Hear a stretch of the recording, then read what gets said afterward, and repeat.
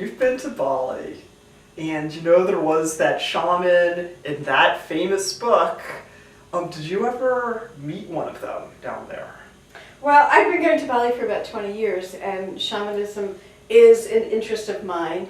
And I've met many, many different Balinese shamans. They're called Balians, and that's the proper name. That's a Balinese name for them, rather than medicine man or shaman.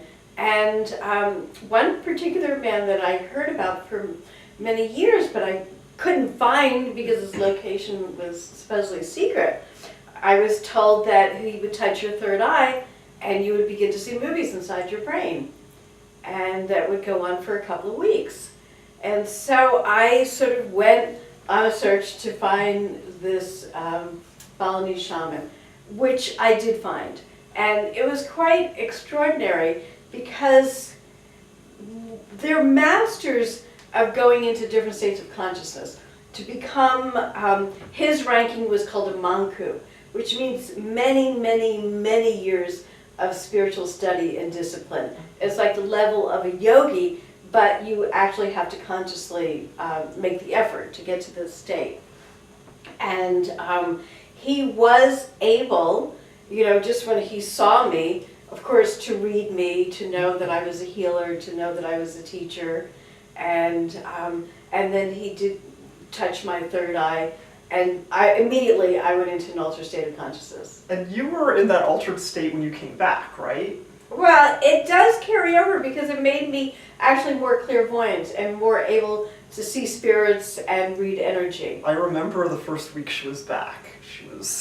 You were on this other, it's like he's cleared out all of this stuff, and you were just very open and clear, even more so than you are now. But so how would you define a shaman?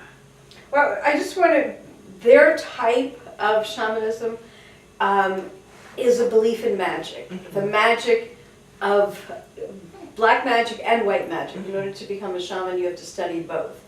And it's about having a relationship to nature, to the spirit world, to your ancestors, mm-hmm. and to the gods and goddesses that populate this world and other worlds. And it's a way of praying to make a connection with these other entities. Okay. So, dare I ask, how do you become a shaman yourself? How does one become a shaman?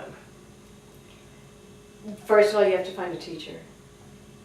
The right Good luck. teacher. And, I've had good teachers and I've had bad teachers. Right. And with the bad teachers, I learned what not to become. Mm-hmm. You see how they manipulate, you see how they take over people's power and money and your mind. I mean, that's a dangerous form of shamanism. Mm-hmm.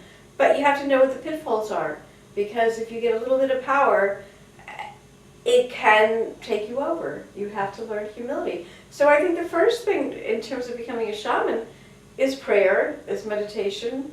How do we purify ourselves of our own pain? The greatest power a shaman uses is the pain that they've experienced and healed.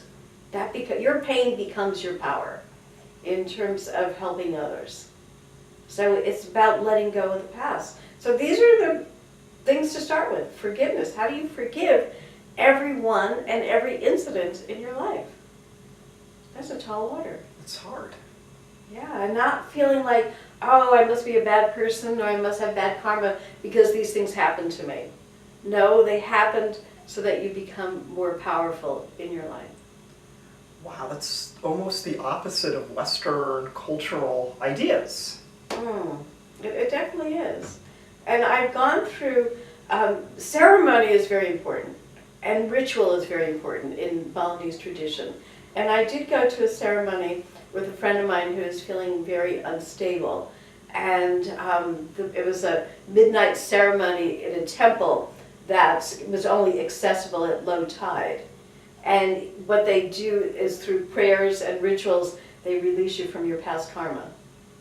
And it was an extraordinary experience. So maybe at some future date, we'll film some of these rituals.